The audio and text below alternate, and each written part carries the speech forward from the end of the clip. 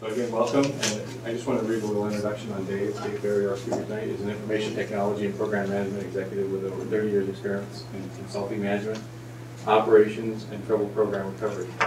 During his career, he has analyzed situations, identified problems, proposed alternatives, and resolved situations for international companies and diverse industries. He has a unique ability to identify and capitalize on opportunities for organizational change and operational improvement. Dave has managed to help multi-billion-dollar program portfolios, having worked in over 20 countries on 5 continents. Dave is managing director of Abyss Project Management LLC, a global program management consulting practice. Now, you have a responsibility too.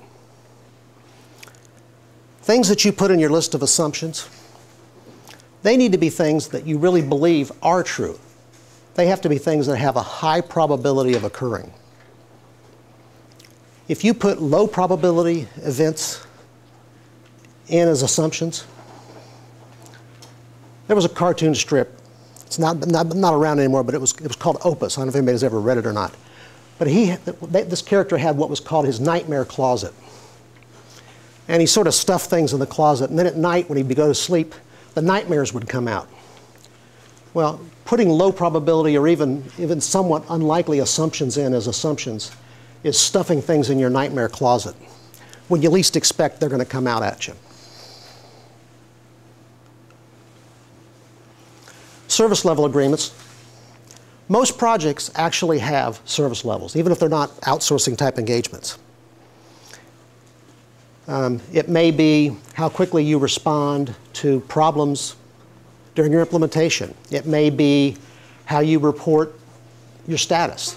You're going to have service level expectations. Now, one of the things that happens with service levels is people don't really do a good job of looking at it and saying, what's the appropriate service level? What really ties to, what does my business really need? You got a client who says, or a sponsor who says, I want these really high service levels, without thinking through what's the cost, what's the implication, what's it going to cost me in budget, how long is it going to take to reach them, what's the misset expectation going to be if we don't reach them. And then you got the poor project manager who's out there trying to achieve those. He's trying to hold them down low. But you know what? Holding them too low doesn't do any good either. You have to meet a service level that's appropriate to the business, or you're going to create expectation issues down the stream as well. And one of the big things is, are they attainable? It doesn't do you any good to have a service level that nobody's going to be able to achieve, or it's going to take Herculean effort to achieve, especially if it's not required by the business. And you got to have them documented, just like any other requirement. Now, deliverables. Deliverables is one of my favorite topics, because when it comes to documenting scope, I worry less about requirements. I start off with, what are the deliverables that I have to produce for the client? Now, deliverables can be many things. It can be a computer system, it can be a remote control, but it can also be a status report, a timesheet, a packing slip. Now, which of those are deliverables? Well, the answer is they can all be deliverables. What does your contract say? What does your commitment to your client say? And the answer is, if your commitment to your client says you have to deliver it to them, it's a deliverable.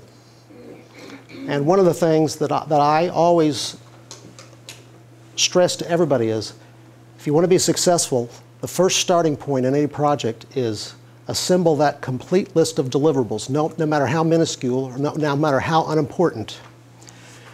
And that is your basis for controlling scope and controlling acceptance. Make sure that your subcontractor deliverables are in there as well, and your client deliverables. How many people in here have had projects where the clients had to deliver something to them? Yeah, right? Who's the person on the project least likely to deliver? The client, right? Get them in the list too. They're treated like everybody else. And make sure they're clearly defined. You got acceptance criteria for them. And those are key. But I also like to see the details of how these deliverables are going to be delivered. Who do they go to? What's the mechanism for delivery?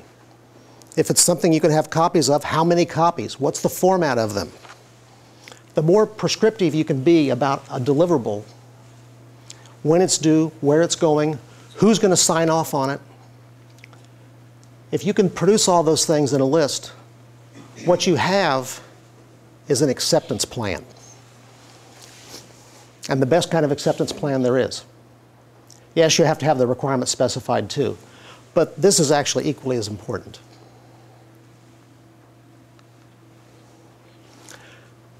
Scope control. Everybody knows how important scope control is. And to me, it comes down to managing baselines. And not just requirements, all the baselines. And I'll talk more about that a little bit later. But run everything through scope control, everything through change control, even if it doesn't impact cost and schedule. That's one of the big mistakes that I see. People say, oh, well, there's no impact on cost, there's no impact on schedule, so it's really not a change in scope. But what happens is if you don't document those, you've lost control of your contractual baseline. You don't know what you're obligated to deliver anymore. So don't do any work without it. And of course, we talked about verifying scope at kickoff. And then, is there a formal body to approve scope? Do you have one place in the project that is the governing authority that says yes or no to any scope change? I'll get to who that is in a minute. So, enough on what it is we're doing. Now let's talk about, is there a meeting of the minds? And this is all about sponsorship, executive committees, change management, stakeholders, and users. So let's talk about a project sponsor. Outside of the project manager, I think this is the most key individual to a successful project. You've got to have somebody on the business side, or what, if it's not a business, then whatever the key organizational person involved, somebody who's personally vested in this project's success. Somebody who says, I'm going to make sure this project happens, I'm going to make sure they get what they need, because no matter how good you are, there are things that as a project manager are outside your control. There are things you can't get for your project. There are political battles you can't fight for yourself. And that's where a sponsor really comes in. They've got to get your funding for you. They've got to get your resources for you that are not available to you within your team. And they've got to speak for the business. They've got to be that overarching voice that speaks for the organization.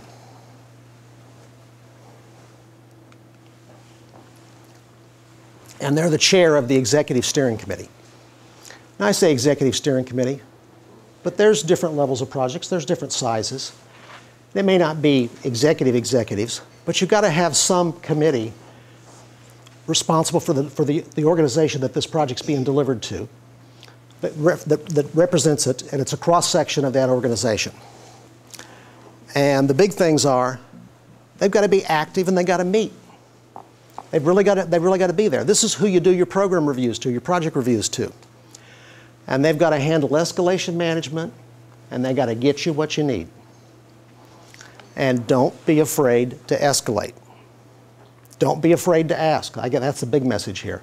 Make them hold the meetings. Don't be afraid to ask for what you need. These are people who can go fight your political battles for you. And they're the ones when you say, I don't know what the requirements are, I can't get a decision. This is the place you go to and say, I've got to have a decision, I've got to know which way we're going.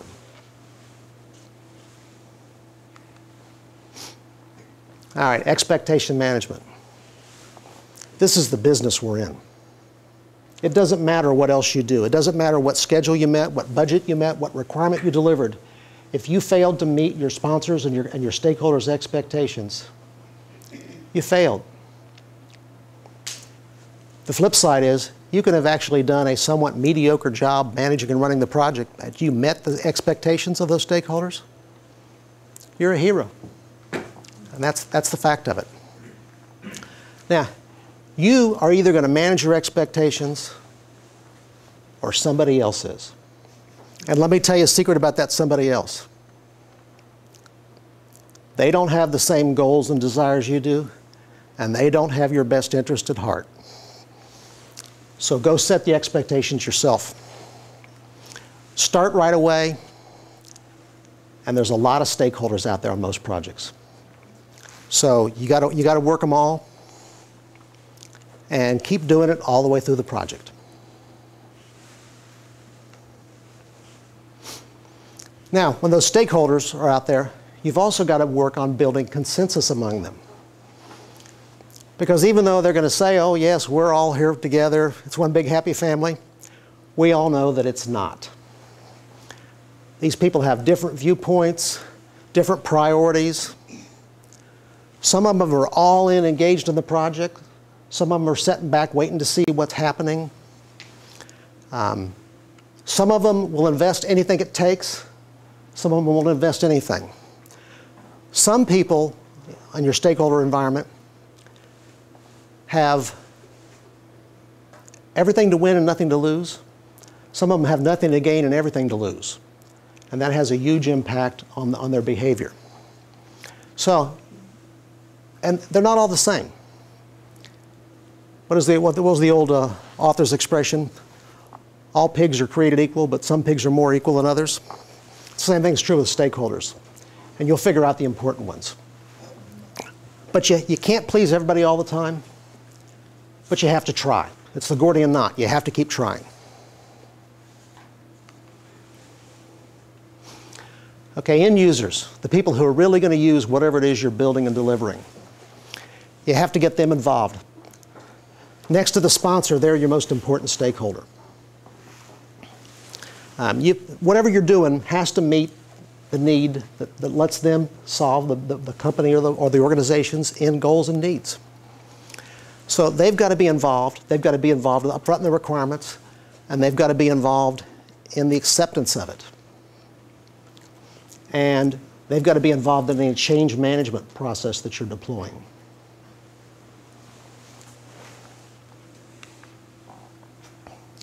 Management of change. It can be as big as the overall project. That may sound strange, but there's a lot of work that goes on to getting these things accepted, to do the organizational change, the business processes, the training, sometimes restaffing. Your clients, you can help them, but your clients got to be vested. They've got to be involved. You can help do pieces of it, but they've got to own responsibility. So how's it governed? How are you actually going to manage the thing? I'm not talking about the individual processes. I'm talking about the general management of a project. How are you going to structure it, roles and responsibility, communications, how are you going to review it? So the first thing is, and this may sound silly, but going in on these troubled projects, is there an organization chart that shows who's responsible for what? And does anybody have one in their possession? And do they know what, understand it? Are they familiar with it? I've gone into projects where I've seen every combination you could imagine.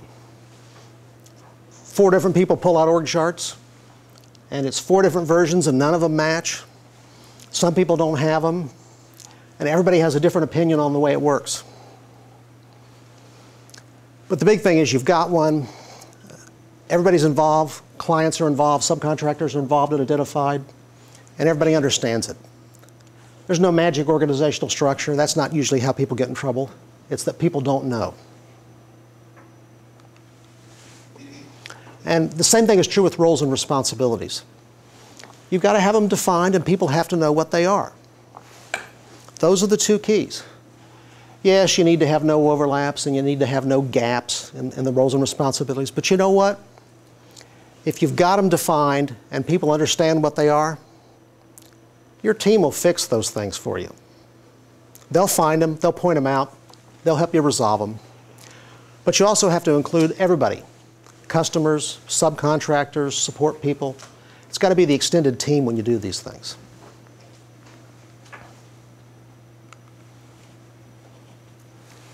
Communications.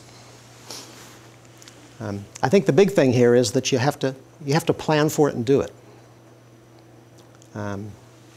There's lots of stakeholders you have to communicate with, and you have to take them all into account. And you have to think about the messages that you're putting out. Not everybody needs all the same information. And there's such a thing as communicating too much, and there's such a thing as communicating too little, and it's not the same for everybody. So you do have to sit down and think about, for the different groups, what it is they need to know and when they need to know it. And it just takes time to sit down and think through that, and then put together the plan of how you're going to communicate to them and what channels you're going to use.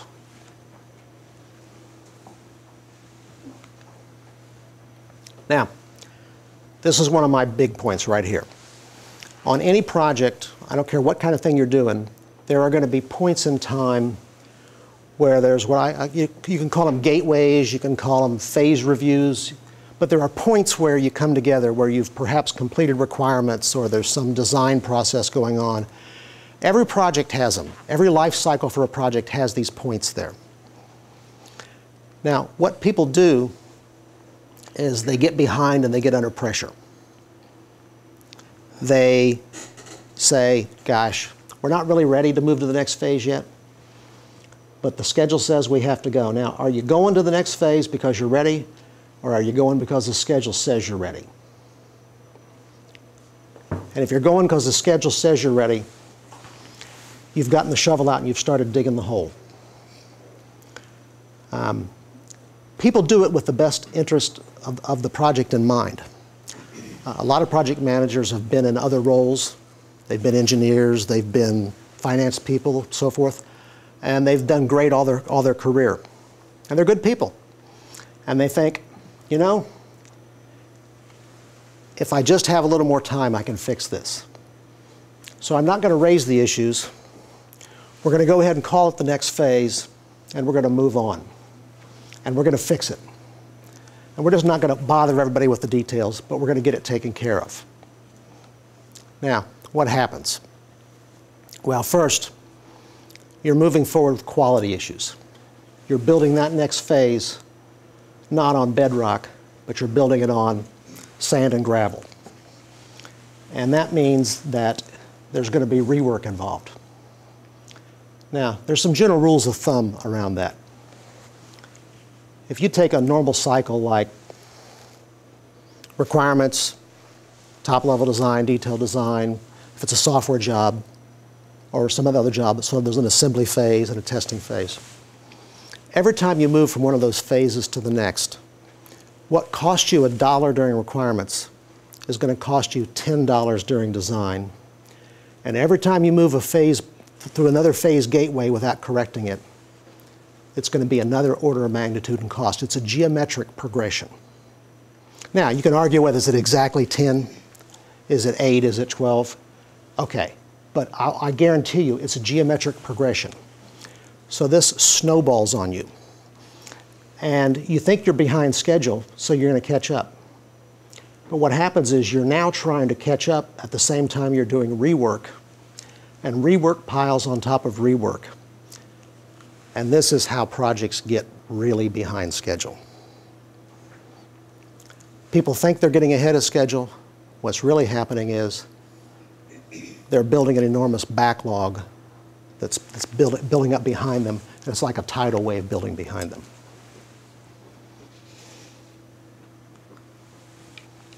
Okay, project reviews are part of governance. Project reviews are how we keep ourselves honest. Most of the time in project reviews, I go in and do a review of a project. I'm not really telling people things they don't already know. They know where the problems are, but what? A reviewer says it, and people listen.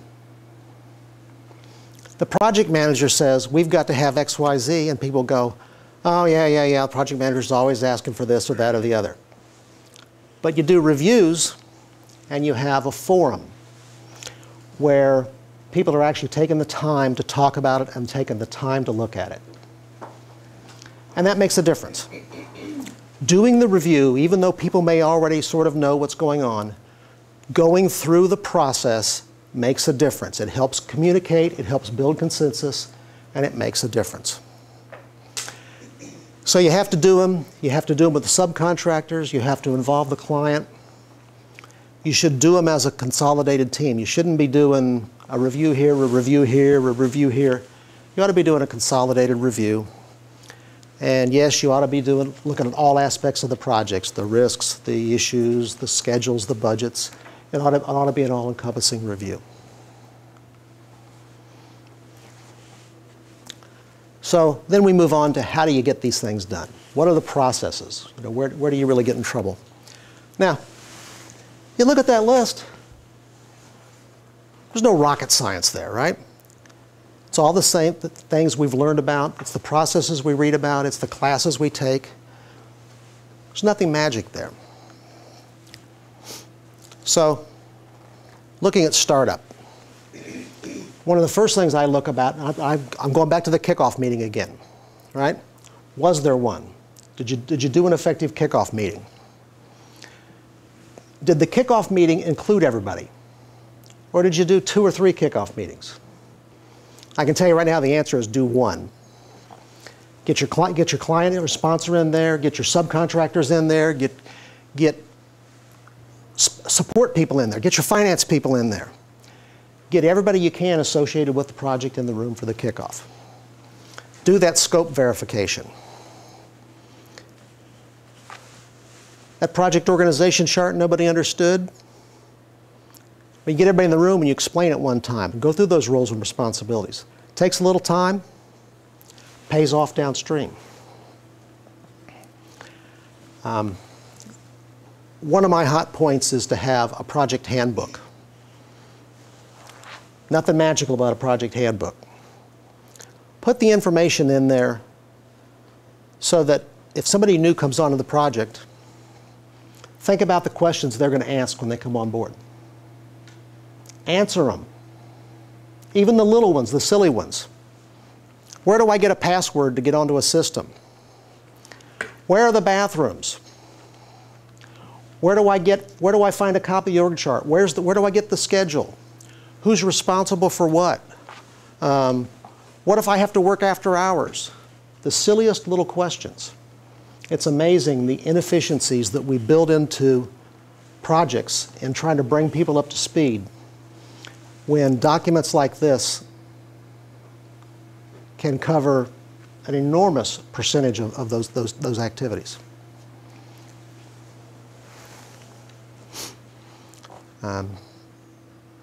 Do you have the critical staff in place? I'm not talking about have everybody staff, but do you have the critical positions at least at the time you kicked off? And establish that program management office. Now, projects are different sizes, right? Sometimes we're one-man shows. Sometimes we have bigger teams. But you still have to figure out how you're going to accomplish the functions that are going on. How are you going to do financial reporting? How are you going to get the schedule done and maintain it? How are you going to handle management of change? How are you going to handle onboarding staff? How are you going to do time reporting? All those functions that you have to do have to get done, whether you're a one-man team or whether there's 30 of you. So you have to figure that out and get it going. Then there's simple infrastructure. Office space, communications. Does somebody have a PC when they get on board to work on? Do they have access to a network?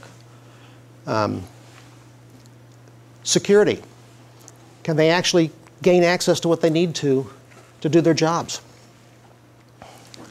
Depending on where you're working and where you're bringing people in from, housing and transportation. I was working on a recovery job for Sam's Club and Walmart. And we were bringing a lot of people in from offshore. Guess what? Most of them don't have driver's licenses. You can't just give them a rental car and turn them loose. So it's one more little detail about logistics and making sure that people have what they need.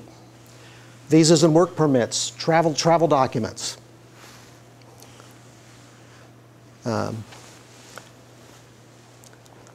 A lot of times these offshore places change over time. what's easy at one point in time and is good becomes more difficult at another time. One of the biggest problems we had with the offshore work we were doing there with India, and India is a very technologically advanced company, was getting the installed bandwidth we needed to be able to communicate to get the work done. And that's not because they don't know how to put bandwidth in. It's because the explosion of the work that's being done over there created a backlog for that kind of work, and it took time to get it done. These things change all the time. So you have to anticipate. Okay, budget. I'm going back to baselines again. Do you have a performance measurement baseline in place for your budget? You know, was it allocated, or did you actually develop a budget? Or did somebody just give you the numbers, or did you actually build a budget that matched your plan for doing the job? Is your budget tied to your work breakdown structure and your activities on your schedule? Do you have a contingency reserve for your risks? Is there a management reserve on the project? I can tell you right now, on the projects that are in trouble, almost 100% of the time on those two, the answer is no and no. Are you updating your forecasts for what it's going to take you to do the job? On a lot of the projects that are in trouble, you know how they update the forecasts? Anybody want to take a guess? Actual expenses plus the original forecast for the remaining work. Got a project that's 50% late on schedule and 80% over on budget. What do you think the value of those original forecasts for the remaining work is? Terrible, right? But on most of these projects are in trouble, that's what they're using to forecast the remaining work to complete. Why is that?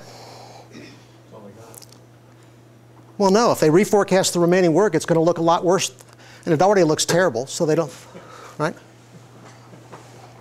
So is past performance taken into account on your re-estimation?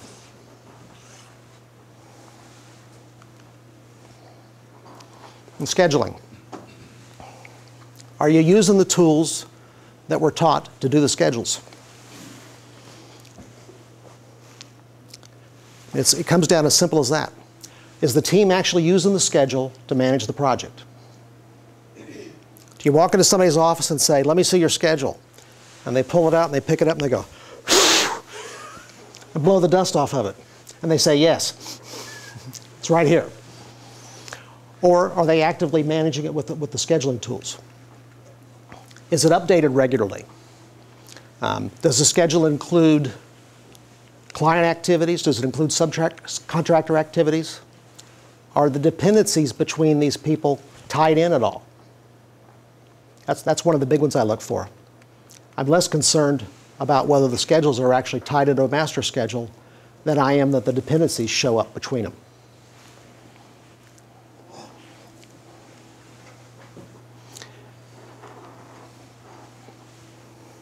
Risk management. On the troubled projects, the two things I look for first are, do you have a risk log? And is there anything in it? That sounds terrible, but that's actually the norm for what I experience. Now, I'm really looking for, if you've actually got risks, are they even being updated? That's the next level. Well, what I'm really looking for, what I want to see is, do you actually have risks? Do you have impacts and probabilities analyzed for them? Are you looking at them in your reviews? Are you doing anything about them? You know, there's a lot of talk about, oh, well, you have to do response plans and you have to develop budget reserves for all this stuff. And I got to tell you, the number of projects that I see actually doing that is abysmally low. I'd be happy if I saw people who had a regular list updated with their risks, and they'd simply they'd analyzed them when they knew what the probability and impact was, and they were looking at them on a regular basis. I'd probably give them a B+ if they had that. And the other thing is, most of the time when I see risk analysis, I only see budget. I don't see anybody doing anything at all about the schedule. You have a list of 50 items of risk, and there's nothing in the schedule. They've taken the activities, linked them together, seen what the shortest critical path is, and that's the schedule.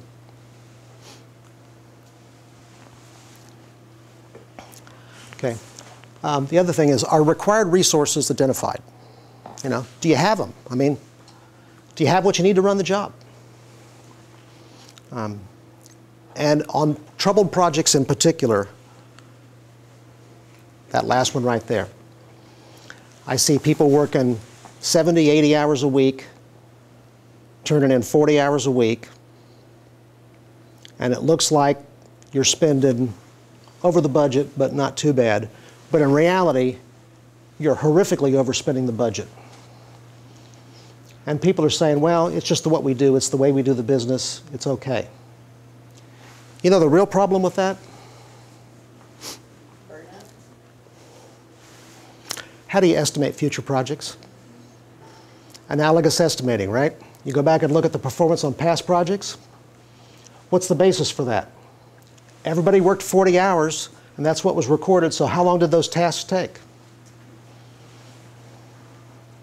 So you're going to keep estimating based on what you recorded, and so you're already digging holes for the future projects.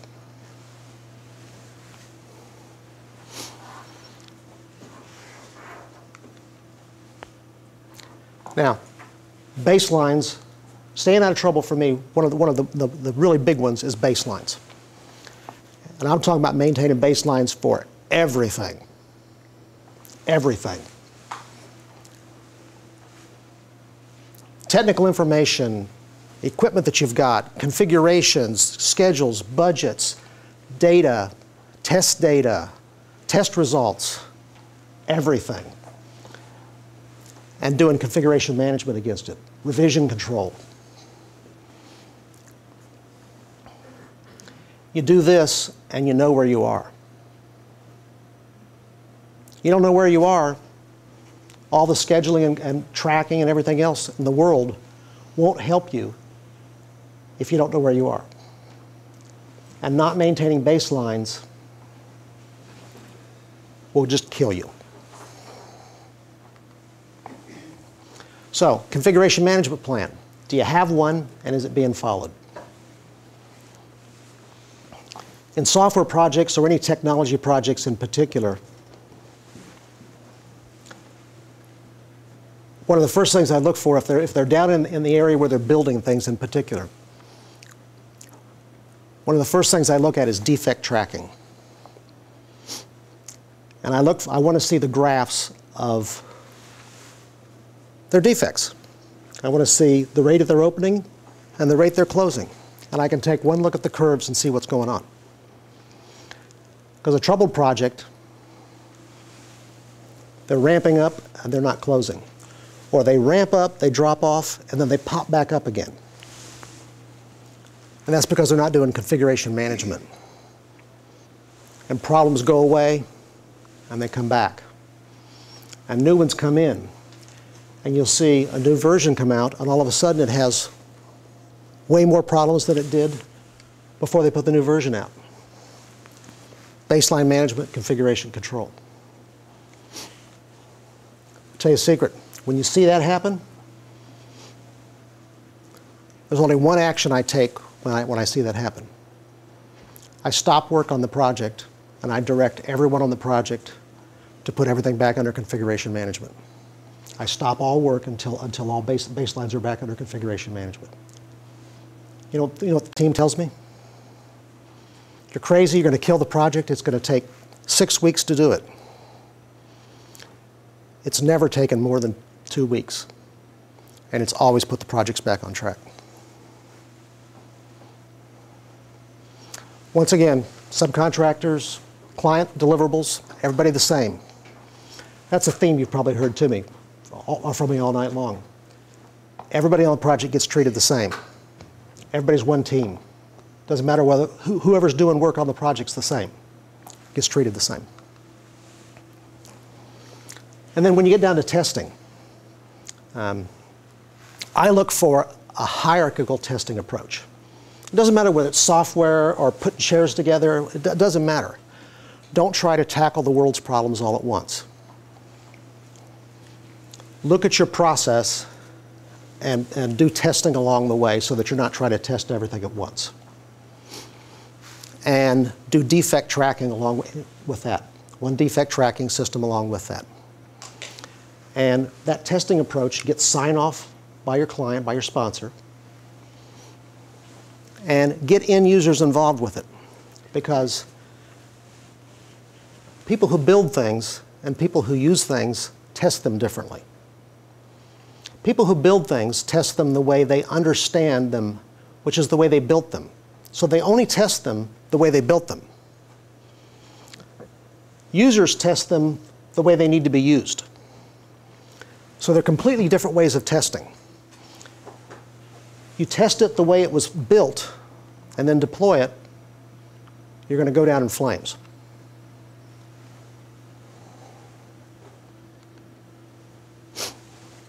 And another one is rollout planning.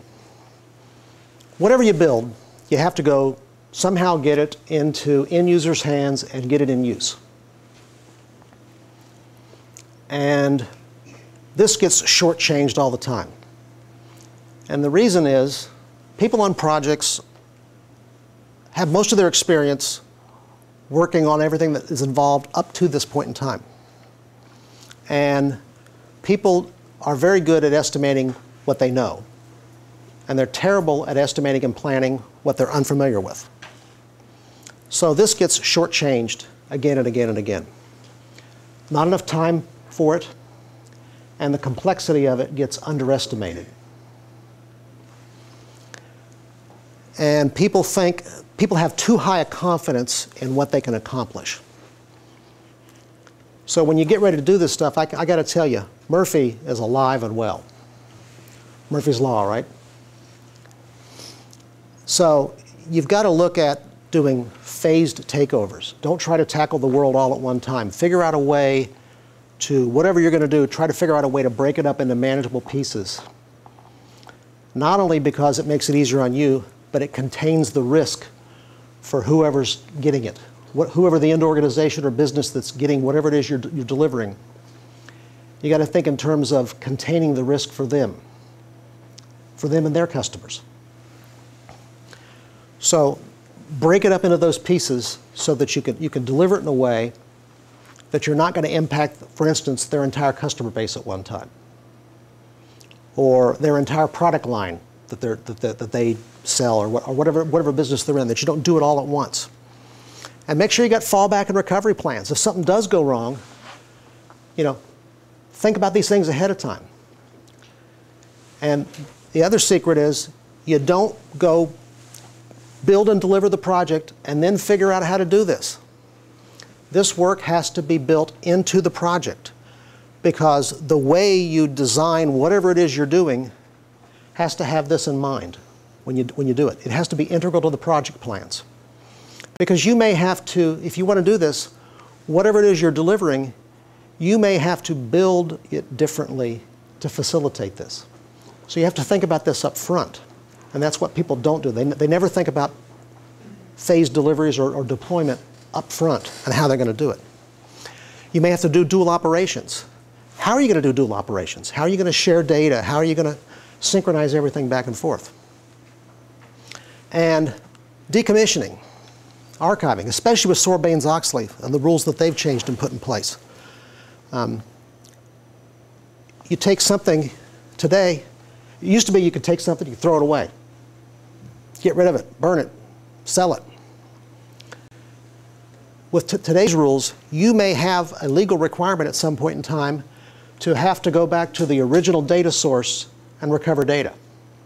And that doesn't mean going into your database and saying, we have the data here. You may have a requirement to have to go back and retrieve it using the original method and the original data. So decommissioning sometimes gets complicated. And then my favorite is right here. No big bang. No do it all at once. Go in and just slam something in and shut the old thing down and just go for broke. I was talking to David earlier. The nuclear labs have everybody has a risk tolerance. right? Risk thresholds that they're okay with and not okay with. In the nuclear programs, they have a thing that's no VLNs. VLNs are very loud noises. Nuclear people don't like those. Well, I'll tell you right now, stay away from big bang deployments or big bang solutions to projects because they create very loud noises. So, you go in and you look at these projects. You got the anecdotal knowledge about what's going wrong, the things that have happened in the past. You know what the common problems are. We know the critical problems, right? Assessment can happen quickly. I've walked into clients. I can remember one CIO that I sat down with in Europe. And we had been talking for 10 or 15 minutes. And he says, well, and he was a little skeptical because he was like, what experience do you have in my industry? And I'm like, none. He was like, well, I'm not sure how you can assess this. He says, well, what do you think is going on here? So I proceeded to describe what I thought his environment was like on his project. And after about 5 minutes, he was listening. And then I proceeded to go on and I said, now this is why I think that's happening. And I proceeded to describe what issues I thought the project was incurring and why it was in trouble and why it was having difficulties. And he rolled back and leaned back in the chair and he says, why do we need to do the assessment? He says, you just described my project. And I said, no. I described the one and only troubled project. They're all the same. I said, we have to go in and assess your project because yours is different. Some things that we think are bad will actually turn out to be good. And in every one of these areas, there's degrees of doing well and degrees of doing poorly, and we have to understand the degree that your project is doing well or poorly in every one of these areas. And there will be other areas that come up. There will be surprises. When we do an assessment, it will be a process of discovery, and we will discover other things. So we will use the interviews and document reviews and so forth that we do as a process of discovery to learn about your project and learn the specifics of yours. Because it will be different. It will look alike, sound alike, but it will be unique. But because of these similarities, we can still do it. We can do it quickly. So we're going to do these assessments, compile the findings, generate some recommendations. But then the important step. When you're in a bad automobile accident and you go into an emergency room, what the doctors do first is not jump in and treat you. The first thing they do is triage. They figure out sort of what's wrong and they prioritize. Because if you're in bad shape and they try to fix everything wrong with you all at once, they're going to kill you. The same thing is true with projects. If you go into a troubled project and you try to fix everything all at once, you're going to get the shovel out and bury the project. You're going to kill the project. Because that much change, that much correction cannot be absorbed all at once. If you have a project that's, 8 months late, it took them however many months to get there and in trouble, you're not going to correct it in a day or a week or a month. It's going to be a long process of recovery. So you have to triage. You have to think in terms of what are the most critical things to fix first. And critical is both a function of what's most important, but also what's most timely. Some things are more important, not because they might seem the most critical, but because their time horizon is closer. So you have to balance the two together, and you have to come up with a time plan. And in the same way I say no big bang on projects, no big bang on recoveries either. You have to map out a phased plan for fixing these things. And you have to think in terms of, what can I do first? What can I do second? What can I do third? And develop this recovery phases for a project.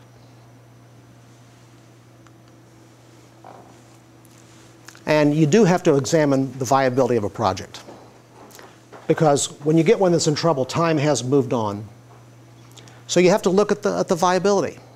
Have the business requirements changed? Has confidence been so destroyed that the environment is such that the team can no longer be successful? I've encountered that. I've seen cases where I could have gone in and mentored the team, and the team could have delivered what was needed to be done, but that the client had so little confidence in them that the environment the project was operating in was such that there's no way they could be successful. And my job was actually to convince the client that they needed to do something different than moving forward, because I knew that failure was imminent because of that. So not every project's recoverable, so you have to then think in terms of, well, what do we do? What's the right answer? Do you just outright kill the project?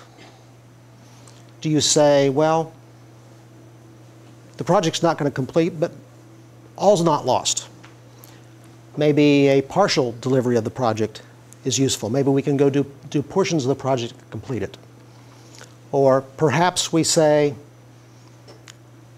we're going to restructure this project. We're going to redirect it. We're going to take it on a new path in a different direction and realign it with the business requirements. And we're not going to meet the original requirements and goals because they don't matter anymore. But we're going to realign it. We're going to go meet those new goals. But you have to go through that process. You have to have that frank examination. And the environment that I worked in for a number of years, I worked for a very large consulting company. And on these jobs, there was a lot of money at stake. And so it was actually sort of a two-step process. I had to take my company through the knothole of what made sense here, which typically meant that we had some sort of a preference of a couple of solutions, and perhaps there might be one or two solutions that were unacceptable. And then I had to go over to the client and say, okay, this is what we can do, and then I had to get them through the knothole, because those are processes of discovery and evolution to get people through those decision processes. But checklists and simple recovery sort of evaluations are feasible. They work. And phased recovery plans are what you need. But you have to base it on pragmatic, feasible approaches. You know, what's possible? It's all about the art of the possible in these cases. Questions?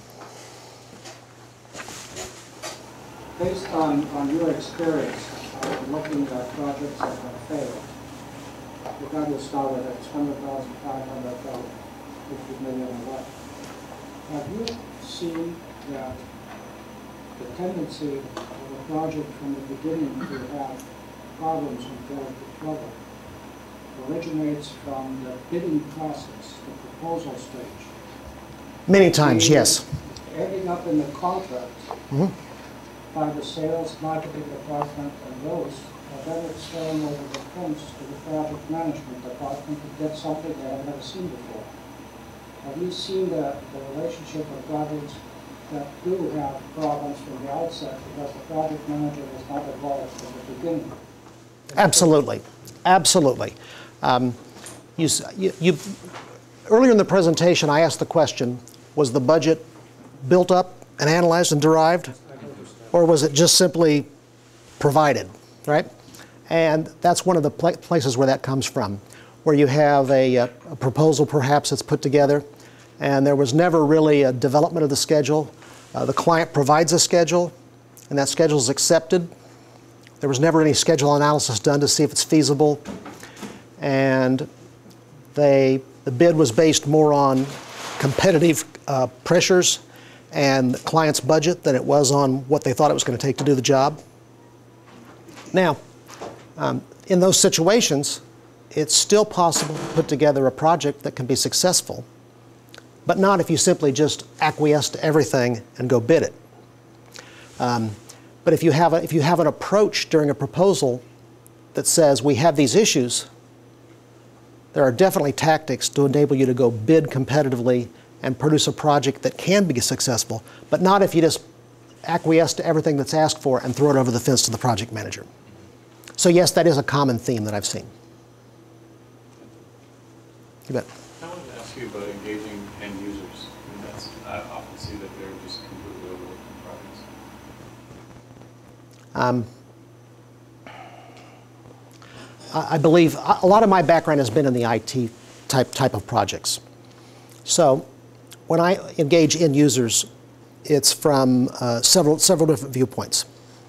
One is validating, if they weren't involved in the requirements initially, then validating the requirements. And then in the process of translating requirements into design, validating that design at least at a high level. And in particular, what things are going to look like. Look and feel of man-machine interfaces, displays, and so forth. Because that's where I think users really start to understand requirements. I think it's very difficult for them to read requirements documents and really perceive what's wrong with them. It's hard for them to say, oh, this is missing, or no, I don't need that, or that requirement's wrong. I think it's very difficult for them. So I've always believed strongly in an approach of if you will, a rapid prototyping that allows you to put some sort of a framework up and get something in front of them that they can see and touch. And that enables them to say, oh, okay, yeah, that's good, or no, that's terrible, or where's this? Where's this process? The other area that getting them involved in is talking to them about their jobs. Take me through a day in the life of your job, those sorts of discussions, as opposed to talking to them about system requirements or computer systems or whatever. Take me through your job, show me how you do your job, with an analyst sitting beside them. I think is very powerful in engaging them and helping in that space. And then the final piece is engaging them in testing. Even if they don't necessarily know how to write test procedures, even if they're utilizing your test procedures, getting them involved early before you start deploying, getting them involved in the test process, they'll still at least surface the issues. Even if they didn't write the test procedures, the process of going through them, sitting in front of a system, will enable them to say, oh, that won't work. I have to be able to do X, Y, Z. They'll find missing problems. They'll say, no, this doesn't support the business process, or whatever the case may be. Engaging them will do that. That's later than you want, but it's better than when you think you've got sign-off and you're out trying to deploy. Does that answer your question? Okay. Yes? Our biggest problem, and this is across pretty much every technology project or program that we have in my business unit, is there's all these like different projects, and they all intermingle, and I run a program that literally either fingers into almost all of them, or they kind of feedback into me, so I take the brunt of all these people not ever knowing anything. I like your comment about bring everybody under change management. Sometimes you just have to say stop and get everybody to understand that you can't just kind of work in these little silos anymore, because it just destroys almost everything we do half the time. Project fails and everybody starts blaming everything, and I'm like, did you even notice you weren't looking at the big picture? Like, you know, they come, like sometimes I get requirements from a project, another project, 2 weeks before I'm supposed to deliver to them what I'm supposed to do. I'm like, it's never going to happen. There's a couple of things. What's the best way to do that? So Yeah. they go, stop. Well, first of all, there's a couple of things. One is, when you start doing baseline control, a component of that is release management. So actually having a plan for release management where you can map out and say, we have these different projects coming together, and you can do some fairly simple maps where you simply line them up next to each other, and you map out versions of them, versioning, right? And you have to map out connection points where they connect together in time. And along with that, because of the nature of delivering something, you're going to have a time period in which you freeze requirements. So there's sort of a blackout period. And you can use graphs like that to help communicate that, you know, during this period, this particular project is going to have a freeze. They're not going to be able to accept any changes from you. They're not going to be able to do anything to accommodate you, because they've got to stop, they've got to finish accommodating change, get built, get this release out. Now, in their next release, they'll be able to accommodate you. So, and what you've got to do is you've got to line these different projects up, map out their phases, and say, you know, requirements don't flow back and forth every day. That's the one thing you don't want to do. You don't want to say, it's an open door, sure, bring your requirements in, we'll take them, we'll take them, we'll take them, we'll take them. What you want to do is have discrete points at which each project syncs up with the other projects, where the information and the requirements flow in and the baselines resync. Am I making sense there? Yeah, and that's really what I've been trying to do. I mean, literally, I've gone as far as calling my boss and being like, we're just not going to do it. I mean, and unfortunately, then this is what happens. He goes back to the person and says, we can't do it, we're in a blackout. That person goes like this, up another couple of levels, and then it comes back down, no, you're going to do it. So I end up, you know, I mean, literally, I'm only agile because I get all my requirements 2 weeks ahead of time. I mean, like, I'm the most agile team there is, literally. I can get requirements, and 2 weeks from now, I can deliver to you because my people can work overtime. We're all on salary. You just work till it's done. I mean, I go to my developers and I'm like, you have 2 days. They're like, I need 5. I'm like, I'm sorry, this is like Star Trek. You have 2 days. I have to test by Wednesday, so sorry, work harder. Well, you might sit down but do you understand what I'm saying about lining up all the different projects, mapping out major phases, not very discrete. I'm not talking about any involved Microsoft project plan or anything. I'm talking about just major phase lines with dates and saying, you know, we'll have major connection points that these different projects feed and connect each other, and then mapping out and saying freeze dates. Draw a picture for your boss and take it to your boss and say, you know, if we can do this, we can save money, accelerate schedule, and improve the quality of what's being put out. Yeah, and that's buy-in. Well, yeah, and that's what I'm working on right now. I'm putting together this whole plan for like all of 2013, really, because it's gotten so crazy that literally in the last 6 months, I've done like 7 releases all in 3 weeks or less. I mean, my team, I have 60 people on my team, and they are stressed out. I mean, you know, I have 3 developers out of that 60 people. Literally, sometimes I'm online, you know, all the time. I see emails from them at 3 in the morning. Thankfully, 1 is overseas, 2 are over here. But literally, I got to work in 24/7. I mean, it's gotten to the point where I've come, like, this has been really helpful because I've taken notes and I'm like, okay, I'm just going to have to be like, it just can't happen any longer.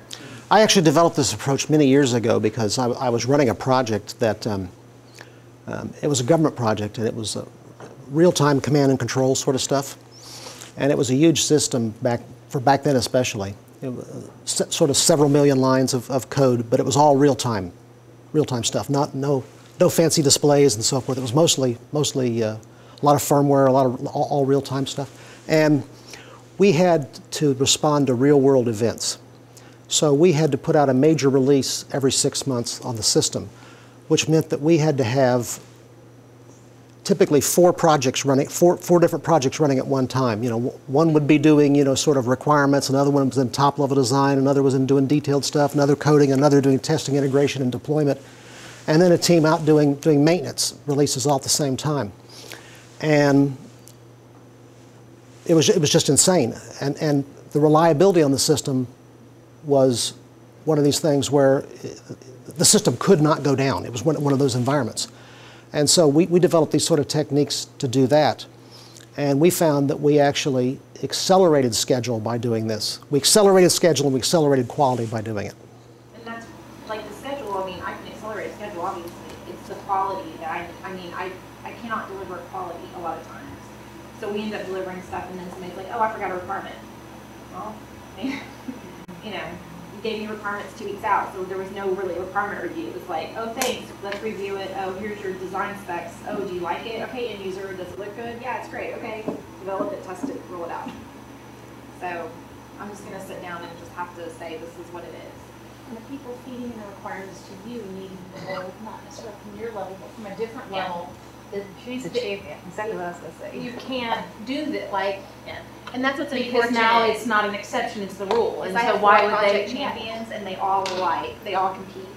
And then they all are like, they try to outdo each other. So I need like 1 champion. That's my other thing too. Hey, once you have that, Yeah. solve all the rest of those problems, because then they'll dictate the priorities.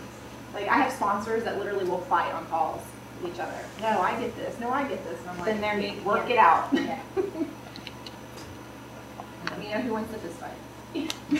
Or you need somebody one level above them that Or it two totally levels. owns the outcome of all 4 projects. It's probably gonna be 2. Usually it's 2. It's not usually what, usually 2. I don't work in the IT industry, but I've done a number of projects, and somebody a long time ago once told me that a project has a lot of fathers, but a bad project is an orphan. So when you have an orphan project and you go through, you know, you and the team is doing the best you can to make this project into something viable to start with, and then take some success out of it. What do you do after the project is over? Because you've got people that you've left scarred, that are, you know, they're Cooking damaged their goods.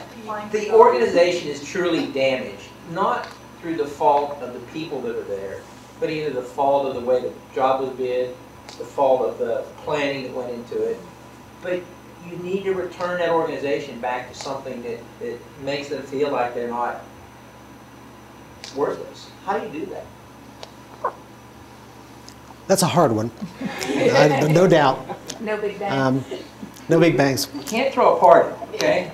Throwing a party just makes it seem like you're Depends on how much alcohol you provide. even then, they don't come away kind of tribal. So they don't come away healed. It's just like you're throwing a bone to, here we're gonna have this party. We lost $500,000 on this, and you know, But thank God it's over. the customer's never gonna do our job again. Never gonna hire us again. But you know, here, let's go all get drunk. I mean, that doesn't work. Sounds good to This me. may sound silly, but Until the did you next do one. a post-project review? Right. Because sometimes I think that when you do a post-project review, it can be sort of like therapy sometimes. People can get things out that they haven't. And they can talk about the things that bothered them. They can talk about the things that went wrong in the project. But it's also an opportunity to talk about what went right. Because I've yet to find a project that there weren't things that went right in. And one of the things that I do when I do an assessment, and one of the things I tell people is, if you go in and you do an assessment and you meticulously evaluate a project and you tell them everything that's wrong and everything they need to do to fix it, you failed. You have to tell them everything they did right as well. You have to give them a balance in their feedback. And even in the worst project, there are things that were done well and things that people excelled at. Even though the project overall may have done poorly, there were successes. And I think that in this case, you've got limited opportunities, but I think a post-project review where you sit down and go through that and take it upon yourself to point out those successes and make sure that the assessment is balanced. And yes, there's things that went wrong. Be honest about them. They know those things went wrong. They're not stupid people. They know it, and that's okay. But you know, even talking about the things that went wrong gives them an opportunity to do a little venting, and there's some therapy in that. I mean, there's no magic answer. There's no magic bullet for that. Getting them involved in another project that has a sponsor and goes a little smoother is good. I was going to say happy hour after the project review is over. Happy hour after the project review is Happy over. hour after the project. Oh, and include gifts. Gifts are good. Dave, I just wanted to follow up on this question. It's true. I believe that success has many parents and failure is an orphan. There's many board executives who worked on the Edsel project also worked on the Mustang project. On what project? Edsel. The Edsel. You said they worked on the Edsel and something. Then they have to work on the All Mustang. all the famous board executives will tell you that they worked on the Mustang. None of them will tell you that they Oh, worked sure. on the Edsel. Okay, I can. But my question is, do you think we learn more from failure or from success? Failure. So we don't really often know why we succeeded. Can't put it anymore. Well, I think when we succeed, I think people are so euphoric and happy in their success that I don't think there's the level of examination of what happened. So if you don't critically examine what you did, then you're not going to learn from it. And I think we critically examine our failures. We don't critically examine our successes. The flow of success outweighs the feeling of failure, so you kind of let that go. And even if you're successful, like everybody's like, but you get out great deployments and stuff that are, you know, most times successful. And I'm like, yeah, but that doesn't mean I want one 2 weeks from now. I mean, like, they think that because you can do it and do it right, they can just keep on. I mean, they don't look and go, okay, this was really risky because we did not do this the right way. So they don't allow you to go back and go, okay, well, there were negatives. They're like, there's some negatives. It was great. No. One time it blows up, Yeah. then they'll spend the time to evaluate it. What went wrong? Do you have Yes. a resource planning guide? I mean, like, do you have a spreadsheet that shows all your resources when they're available and Oh, yeah, I have one. would you share it No, with when your they champions? oh, yeah. They don't pay for it. Like, literally, I could do an email right now that says, I know you're on vacation the rest of the week, but we need you to go home more tonight. I mean, like, there's no, it's all, no one pre-plans anything. That's our biggest problem. So an executive level Oh, sorry. change needs to happen. You still need your champion. I think that there's another dimension to all of these issues that hasn't been discussed too much yet, and that is every project team is a mix of people, and those people generally are at different levels in terms of their experience, their knowledge in project management, and we're all on a path where we're learning. None of us are perfect project managers. None of us have managed this project before exactly like this, so there's a lot of risk in every project. And so I think that there's a natural set of human issues associated with project success and failure. For example, you talk about some of these fundamental processes like stage gate reviews or project governance or having a project sponsor or stakeholder management or communication planning. But what if the people running the project don't know what a project sponsor is, or what a project communication plan is supposed to look like, or what do you do with a risk management plan after you do one? How do you use it? So I've seen projects lately in organizations that I would expect really mature project management where it didn't exist. So you have maybe a few people that understand or have some experience in project management, but much of the team are really good technical experts, or they're really good with technical backgrounds, but they've never done a critical path schedule, they've never done a risk management plan, they've never integrated cost and schedule in a baseline. They really don't know how to use a baseline or do earned value reporting or a lot of the things that some of us take for granted. So, and then there's the organizational maturity associated with project management. So you have a lot of senior executives telling people what to do when they don't know what they're supposed to tell them what to do. You know, so there are a lot of sort of people and organizational issues that come into play too, I think. You just summarized my whole problem.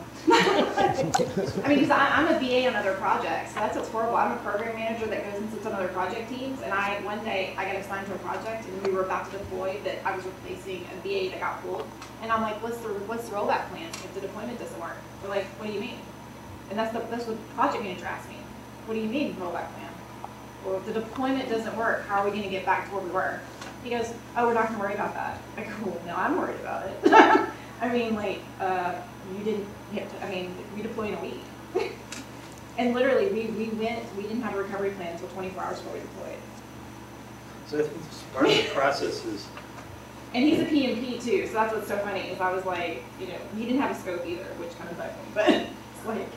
so one question, or I think part of the process is, how do we assess where we are in this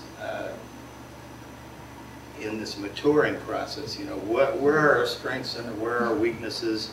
How much do we as an organization understand about doing things the right way or perfectly, or, you know, according to the PM book? And then looking at maybe some of our successes and failures as a natural result of where we are in that maturing process. Anyway, I've seen, Yeah.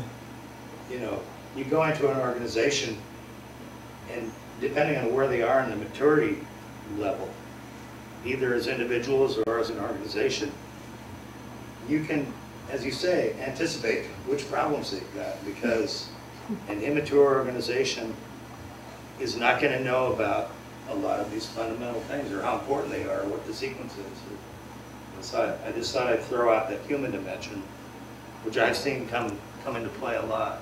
I just sent you a book review on the complexity models assessment for program management. That book is amazing. It has assessment tools in there for the organization, for the project manager, and for the persons considering to join the project team. And as on a CD, you just take the different assessment tools and you can transport it around the organization. It's an excellent resource to use for that. Do any of y'all that are part of PMOs, I mean, I work outside the PMO, but I work with them because we actually have a PMO in our, do any of y'all have PMOs that actually review like the overall structure of the PMO, like to make sure that as a PMO, everybody's kind of doing everything, at least, you know, like, I've actually had people, I've asked for business requirements, they're like, what do you mean? I'm like, well, what are your business requirements? So I can review them. We don't have them. Like, wouldn't have like a napkin. I mean, just stuff like that. Do any of y'all do that? Because our PMO doesn't, and I've suggested that we all try to get on the same page somehow. And they're like, oh, well, you know, you manage a program. Okay, so I'm not important, but, you know. And that's kind of how they do it. All the programs sit outside the PMO. Like, most of the program managers aren't in PMO itself. We're all, like, outside technology people and stuff like that. I'm on a PMO, and at the beginning of each year, we set our goals and objectives for the year, and at the end, or we review those quarterly and update them accordingly. So we do have that, and our PMO is actually comprised of a group of active project managers who have other projects they're managing. So it's sort of a democratic. Yeah, they all have projects, but all run very different. But yeah, we do, and we try to align. We basically look at the company's high-level goals and objectives, and we have to base ours on that. Okay. But I think to complement what you just said, I think to a large extent, the success or failure of a project is to a large extent also based on the culture that is imposed from the top down, in the sense of if project management is not understood by the executive level downwards up to the PMO level as to the value of project management and the risks and risk management, if there is not a confidence level top down, bottom up, from the program manager up, it transcends down what is going to happen at the lower levels in the project. So my experience has been, and I've been very fortunate in my career in the last 15 years before I retired, that from the CEO down, everybody was involved in my projects. But involved in a sense in once a month in a review, and then was something else.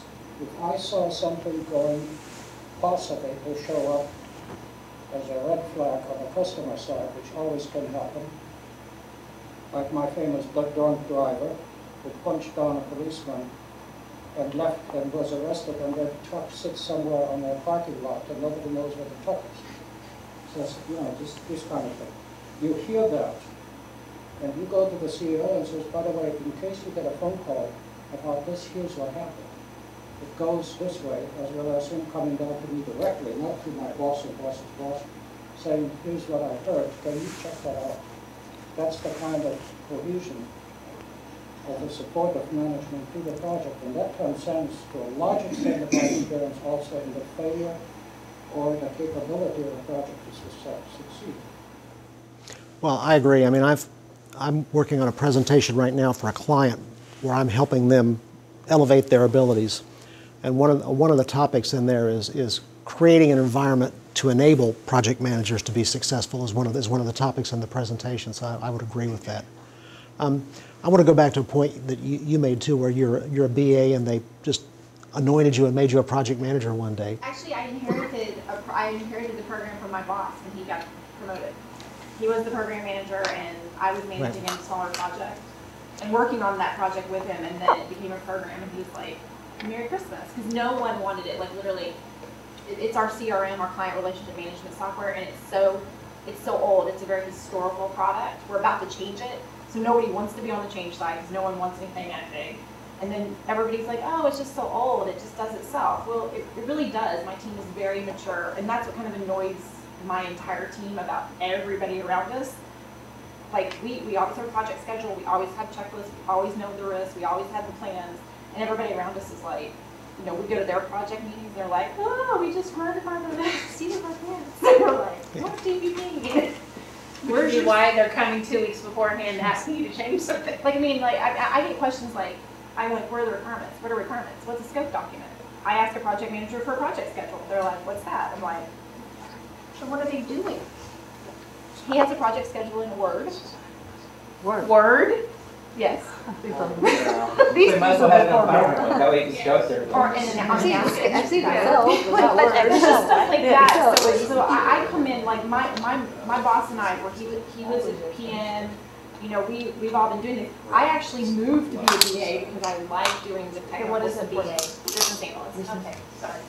And I do support too. So I support a lot of our technology and do setups and configurations and stuff. But I inherited this program and I'm like an anomaly. Like, it's weird. I mean, like, I feel, I mean, why aren't I in the PMO? I'm doing all the steps and I mean, I have all the documents and I, you know. But if you Well, want to be in the PMO, you need to talk to your champion and get you in the PMO. No, I don't really want to. But if that's how they run projects, I wouldn't want to be in that PMO. Well, no, but maybe she could, in fact, change when she's inside of the PMO. Yeah, I think somebody touched on the executive down problem. Yeah. As I say, you've got issues. I mean, because I have an executive of the PMO who allows her PMs to run their projects like this. I don't want to be a part of it, really. It's bad. Well, one of the points I wanted to make is that a pattern that I have seen, and I think it goes to some of what you were talking about, is that there is a pattern where people see somebody doing really well as part of a project, whether they're a technical person or a BA or a finance person, and they go, well, this person is great. They'll make a wonderful project manager. And they just anoint them, and they become the project manager. Yeah, that's a bad thing. Now, you seem like you're doing pretty well, but I mean, for a lot of people, that's a really good way to ruin a good technical person or a good financial analyst or a good BA a lot of times. I was the corporate trainer of this project, believe it or not. Wow. Oh, and I was a rep. I actually used to use it in our service. So, yeah. We've run out of time. Yeah, we have it. Thank you all very much for coming. Yep. On behalf of the school, we want to present. Oh, well, thank you very much. Thank you. This is a great presentation. And I love the little piece about the nightmare closet. That's great. That's my takeaway, for sure, among many others. Thanks.